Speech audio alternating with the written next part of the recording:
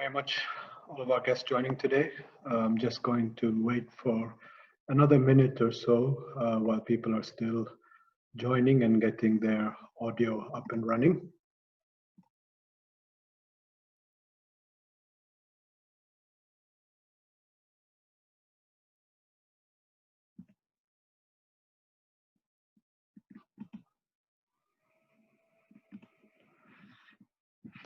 Today's session should take about 45 minutes.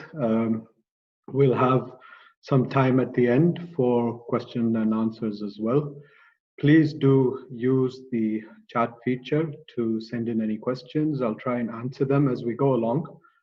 In case we don't, we'll certainly make sure we get through all of them at the end. My name is Faisal Kareem. It's a pleasure to be here with you today and talk to you about virtual labs for K-12. I'm joining you today from the HP Innovation Garage. Thank you to all of the guests joining us from HP. The Innovation Garage is a new initiative which EduTech is really pleased to be supporting with a STEM lab, where we're running workshops for teachers and students to learn and experience some of the latest technology in STEM, including artificial intelligence, robotics, and many exciting areas. Of course, during this current time, we'll be running sessions virtually, so please do look out for announcements on that. But hopefully not too distant future, we welcome you to come for hands-on, on-site sessions as well, whenever that's possible. So let's get started. Just a brief agenda. For those who may not have heard of us before, I'd just like to talk for a few minutes about EduTech and what we do, get into some of the challenges that educators are facing right now, particularly for teaching the sciences. And then we're going to look at a platform called CloudLabs, virtual lab solution, and look at live demo and some of the labs as well. Please feel free to let me know if you have trouble with the audio or anything like that, so I can rectify it. So EduTech was set up in 1991, envisioning the role of technology in transforming education. We serve all kinds of educational institutions, including private schools, public schools, vocational institutions, higher education institutions, and corporates with hands-on and technology-based learning solutions across classrooms, libraries, innovation centers, and all kinds of labs.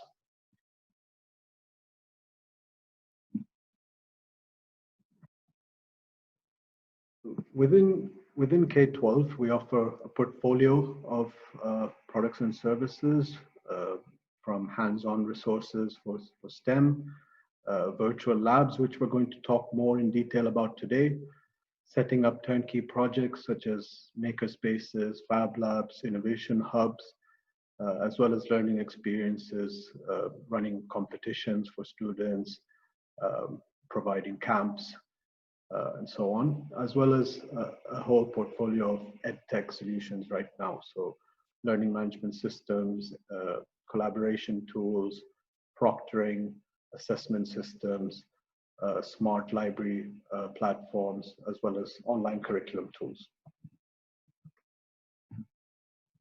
So what are today's challenges for science education?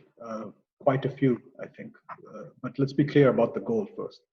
I think we all might agree that building scientific literacy and STEM skills is of huge importance.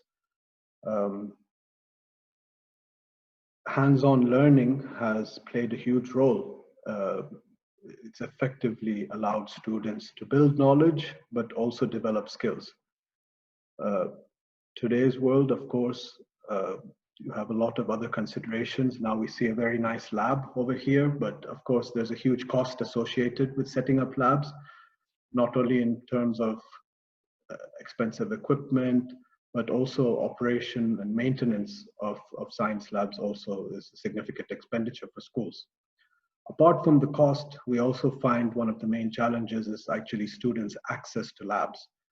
Now, for various reasons, including practical ones, students may not have as much access to lab time as they would like or require.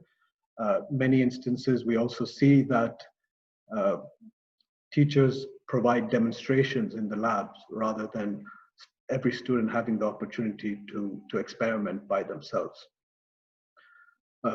Other considerations, of course, health and safety is a major one. So could be dangerous activities and so on, or accidents. There is a certain risk associated with having labs, particularly at higher levels. Now we're seeing a very growing interest in areas such as biotechnology, reasons such as the pandemic, but even otherwise. So there is definitely a really high value placed on scientific literacy in education. Now, coming on to COVID-related challenges, I'm sure you may be able to share with us plenty of them, but we've seen that there's been a major disruption in education for students for almost 6 months. Anecdotally, I believe 1.3 billion students were out of education, out of schools earlier this year due to the school closures, which is an extraordinarily high number. So that's obviously resulted in a gap in learning in most cases. So catching up is going to be a major challenge for students and teachers. We're also seeing right now various stages of opening back up. Some students are choosing to learn remotely still. So of course, they wouldn't be able to access any facilities in the school, and labs is one of them that they may miss. But moving forward, we do see, even when schools are back and operational, physical distancing policies are going to again play a role in how much access students have to science labs. This may again drive up the cost for schools if they want to provide the same level of access for students.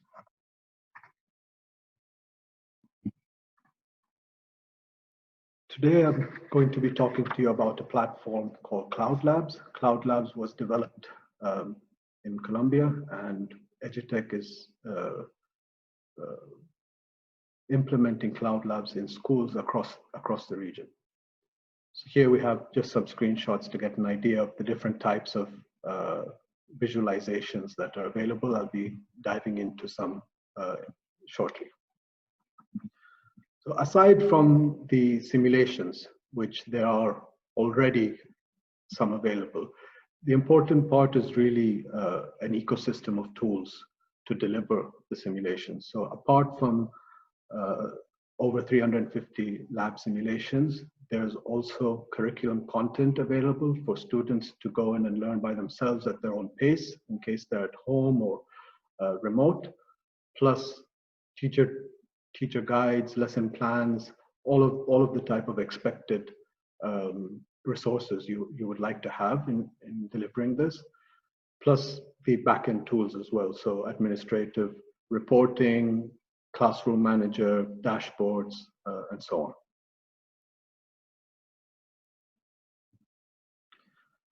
So I'm going to talk a bit about the various offerings. So the first package is physics. CloudLabs offers over 44 different experiments in various topics within physics. So I'm just going to go through a few of them, but these are applicable really starting from middle school onwards, so grade 6 onwards. Some of the more basic concepts like waves or statics, electricity, and so on, moving on to even advanced topics. So I'm just going to take a break from the presentation here and show you how exactly one of these labs would work. Now, for the essence of time, I'm just going to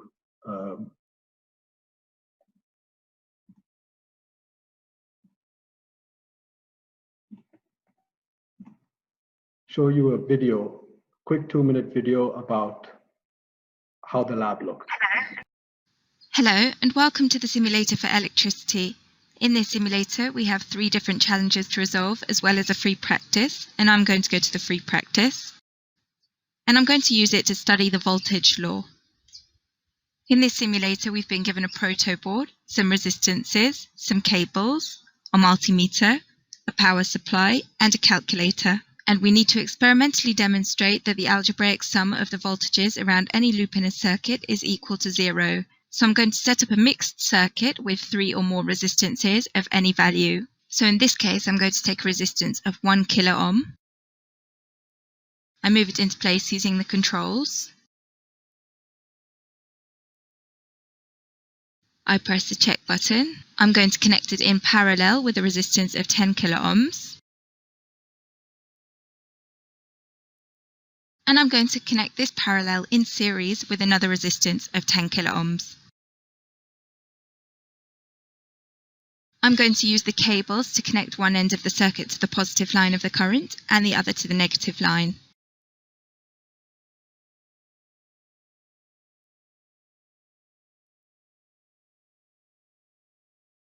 I turn on the power supply, and I'm going to use the multimeter to measure the voltage at the nodes of the current. So I make sure that it's set to measure in volts, and I'm going to take the measurement at each node. Here we have the first voltage, the second one, and the third one. The student must then mathematically demonstrate the voltage law, taking into consideration the equation, which they can see if they go to the information button and the equations tab, and they can apply the values obtained with the multimeter to find that the algebraic sum of the voltages is equal to 0. I then go to the data registry button, and I can enter the values of the voltages. When I'm ready to generate the report, I press the report button and it will be automatically generated. The report contains my user details, the data table, and an image of the circuit. This was the simulator for electricity. Thank you for watching. Moving on to the next package of simulations in chemistry. So here we have 42 different experiments available in 10 different simulators. So one simulator would have a number of different experiments within it. Topics covered here within chemistry, density, various experiments related to gases, and advanced topics as well. So just going to leave this up for a second rather than repeat everything. But here I would like to jump into the platform and do one of these experiments myself. Now, I chose one that's relatively quick in the essence of time. Usually these experiments may take up to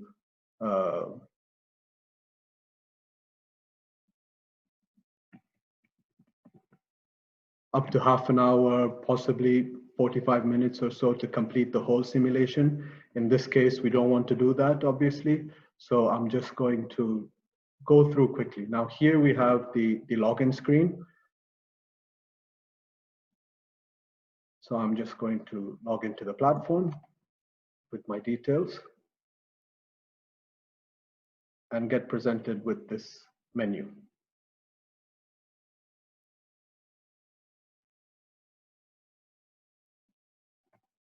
So I'm going to go into the chemistry section and choose the density simulator.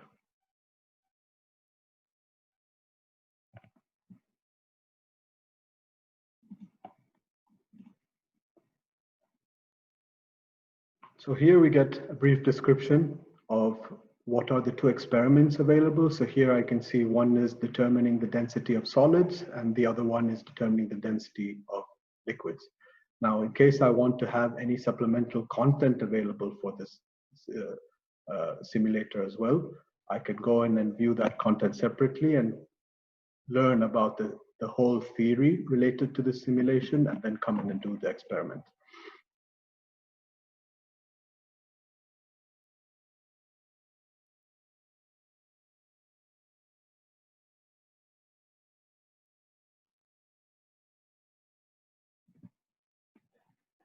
Here we go. So now the simulator has been launched. I get to see, first of all, what options are available. So if you can see, the two options are highlighted. I'm going to select the liquids, and I'll be presented with the challenge that the students need to solve. So here we're giving them contextualized problem, and they would need to go in and actually conduct the experiment.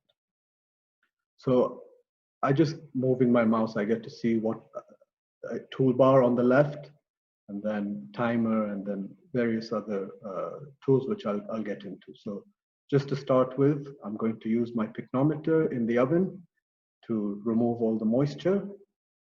While that oven gets hot, here I can see a step-by-step guide to the procedure itself. So this is for the student in case they get lost, or they get stuck somewhere, they can come in and see exactly what needs to be done, plus what information they need to submit. And I can go in and see all of the equations that are recovered. So here I have the formula for density. Now, picnometer is ready, so I need to put it into the desiccator to dry it.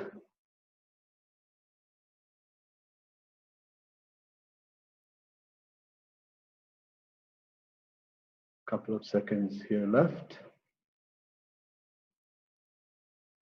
There, now it's ready, and I can drag this and put it on there.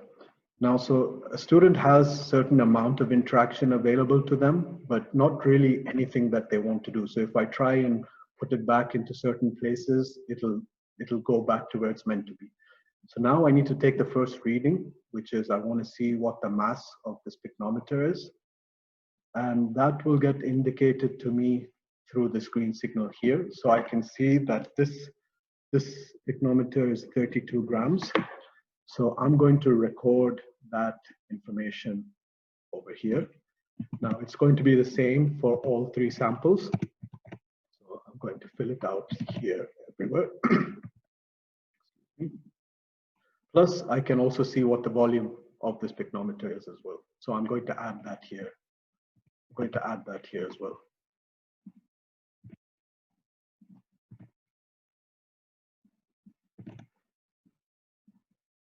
So the first sample, we take it and pour it in.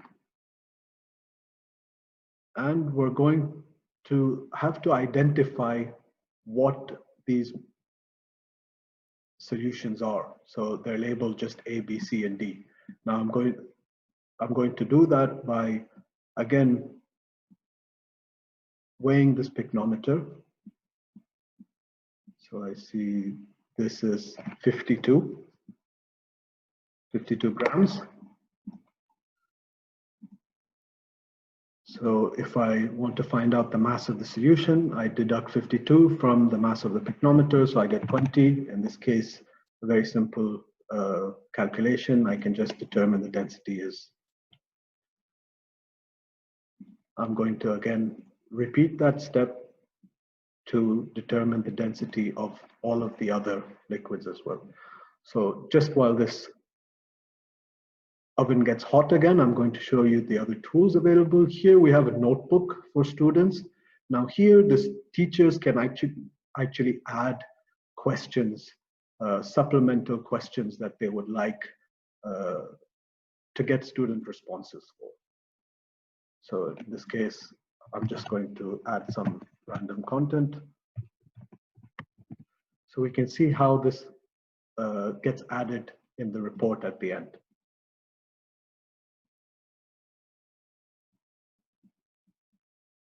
I tried to pick up the picnometer without the tongs. It didn't let me.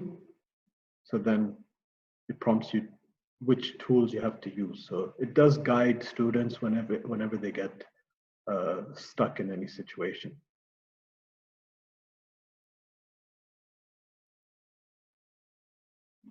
So now this is done. I can take this. I know that this is already 32, so I'll just complete that step. Now we want to identify what is in B. So we're going to calculate the density for this now. So let's find out what this is.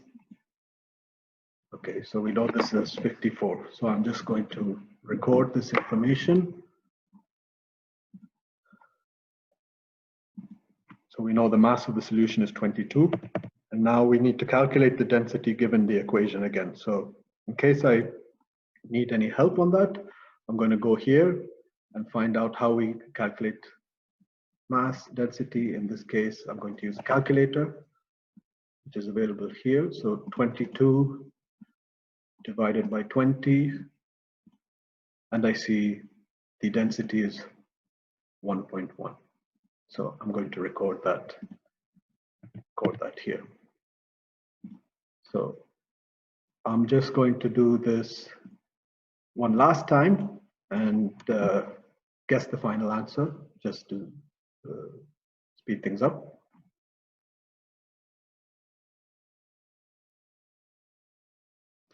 So what I need to do after I've recorded the density of all of the 4 solutions is then determine which sample it is based on the table over here. So what you would find here, we have multiple samples. So what happens is each time I attempt this simulation, it would be a different sample. So the students would actually need to calculate everything every time. And also every student would have their own variables. This happens in every single simulation. So every student would have to actually calculate their specific variables and calculations.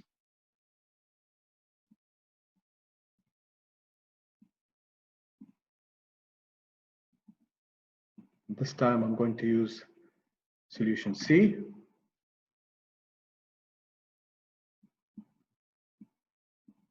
Weigh it up.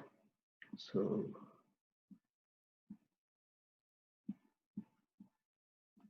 here now we have 56 grams for this, including the picnometer. So if I deduct that, then I see the mass of the solution is 24. Now again, I'm going to calculate the density using the equation.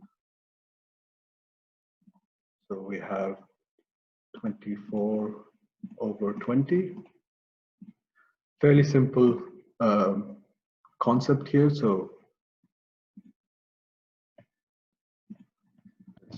0.2, and then I'm not going to repeat the whole thing. I'm just gonna guess it here. So now I can go in and see what are the samples that I need to identify.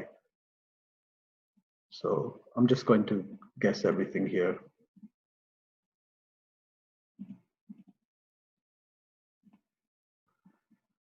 So I can check. Obviously, in this case, I know that it's telling me I've done something wrong. So in case I want to go back and correct all of the answers I can, I'm just going to move ahead in this case. What we also have is, apart from the supplemental questions, these assessments built into the simulations as well. So I have a number of questions that are built into all of them.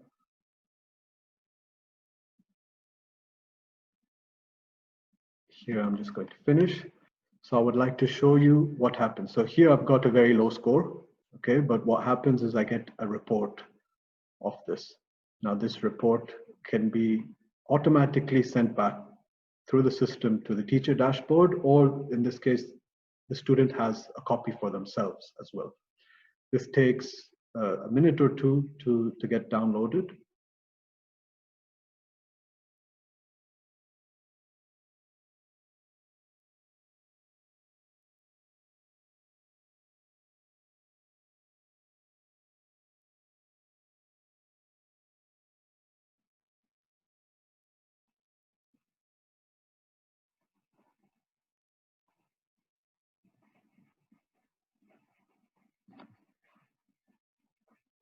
So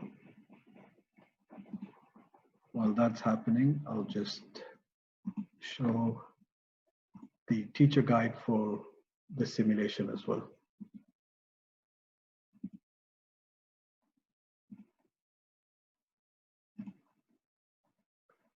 So here we have the report come up for what I did. It shows you all the data. So in terms of how long I took, what I got right, what I got wrong. So in this case, I got these two data right, plus a screenshot of the simulation and the answers to the assessment questions. So I get what I put in and what it should be,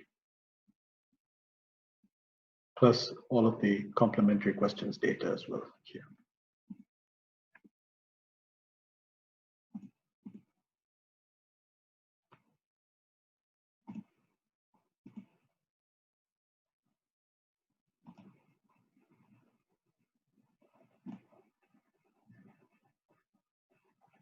So this is the teacher resource. This is the teacher resource page.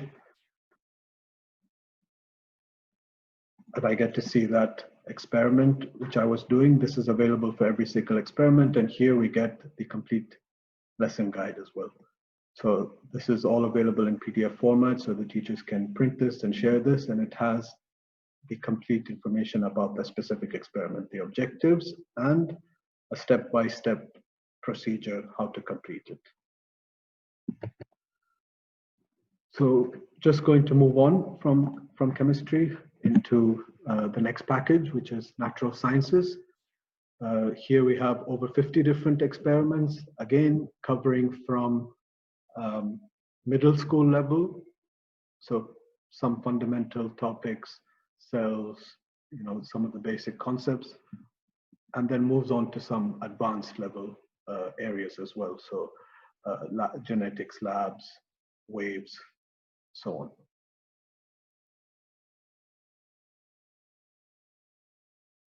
So I'd like to show you here again another quick video of how different labs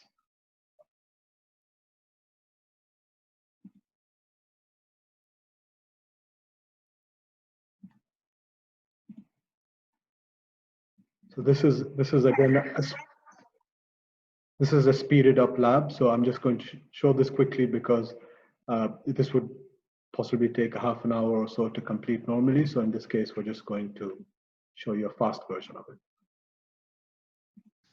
Hello and welcome to the simulator for photosynthesis. In this simulator, we have 3 different challenges to resolve, and I'm going to go to this one. Factors that affect photosynthesis. Here we've been given an aquatic plant with some variables which we can modify. We have an oxygen pump and a carbon dioxide pump, as well as a heating resistance, and also an incandescent lamp. If I click the See Graphs tab, I can see the graphs for oxygen in relation to time and carbon dioxide in relation to time. And here I can see the current levels of oxygen and carbon dioxide before I have modified any of the variables. So I'm going to start by leaving the lamp off, and I'm going to modify the oxygen. So I press the oxygen pump, and I'm going to observe on the graph how the oxygen level is modified. And I'm going to record the levels of oxygen and carbon dioxide in the digital notebook.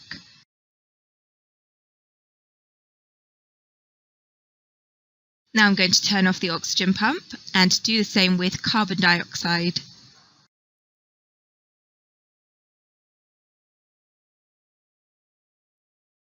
And now I turn off the carbon dioxide pump, and I'm going to turn on the heating resistance as I wait for the temperature to reach 40 degrees Celsius before recording the information.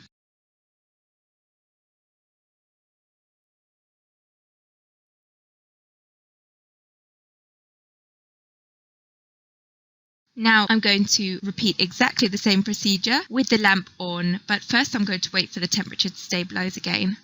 I turn on the lamp. I can select the intensity of the lighting, and in this case I'm going to leave it at 25%.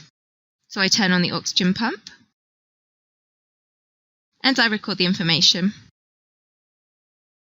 Variables are different. So every lab, students would have to record data specific to their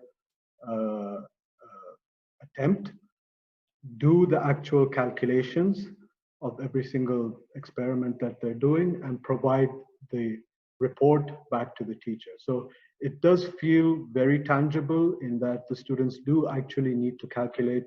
It's not going to be, exactly the same experience every time they come back and try it.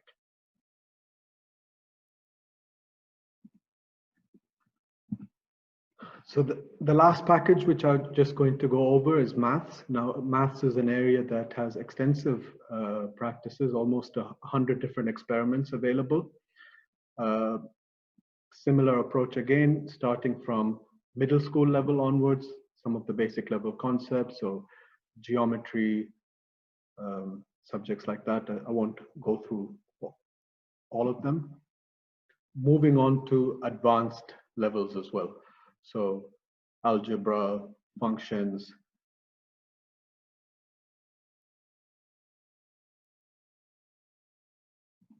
Sorry about that.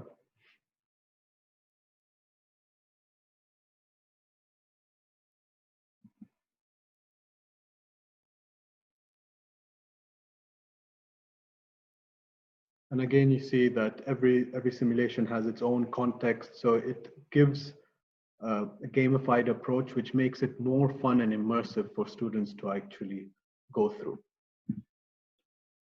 So the approach in developing the labs is fairly consistent. So provide content for students. Now you may have your own content available, which is fantastic. You can use your existing textbooks, existing content available. The simulation can be plugged into that, so we can integrate this within your existing learning management system or make access for the simulations directly to students.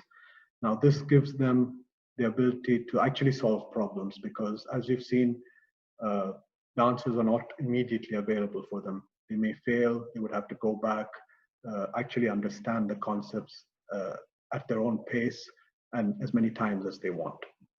Then we have the reporting section. So there is inbuilt feedback. So in case the data entered was wrong, they would get that immediate level of feedback, but then you can also get more elaborate responses from them as well.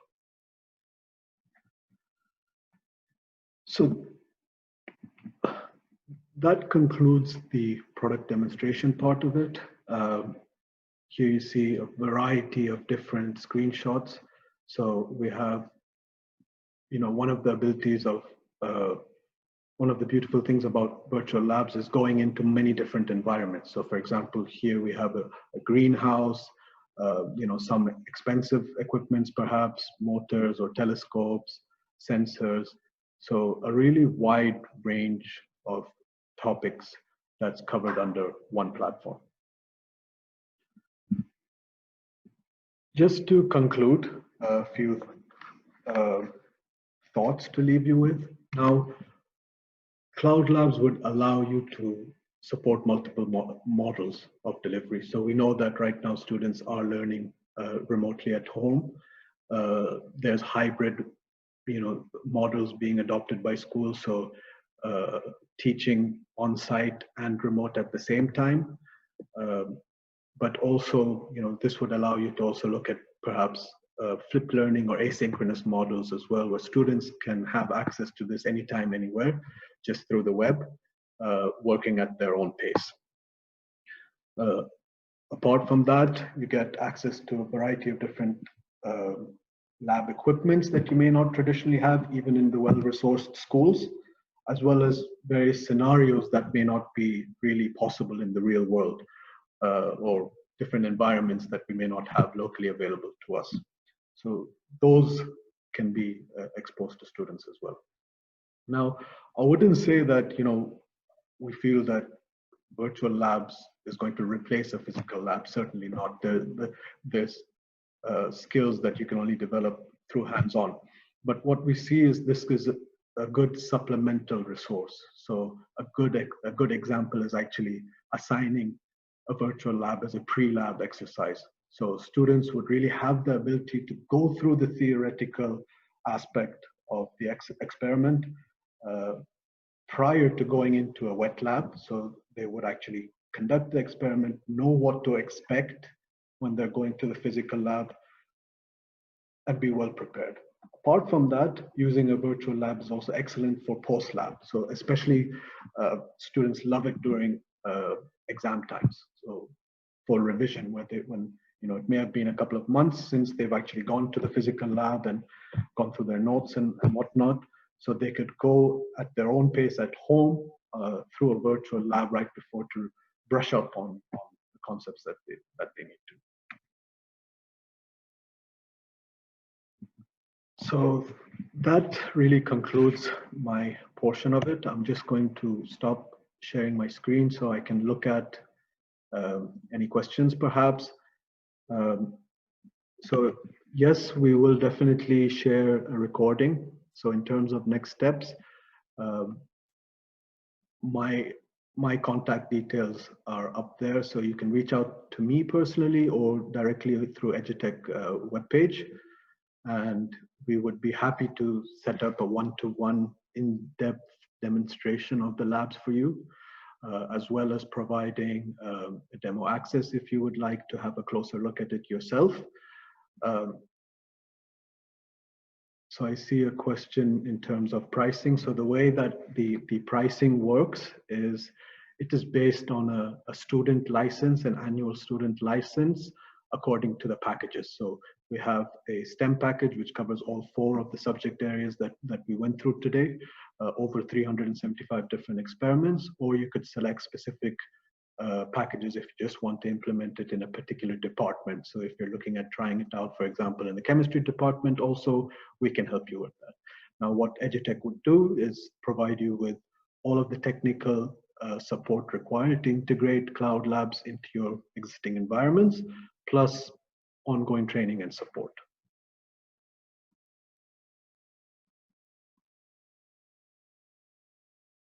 This session is being recorded, so I'm going to share the recording with all of the attendees and registrations so far.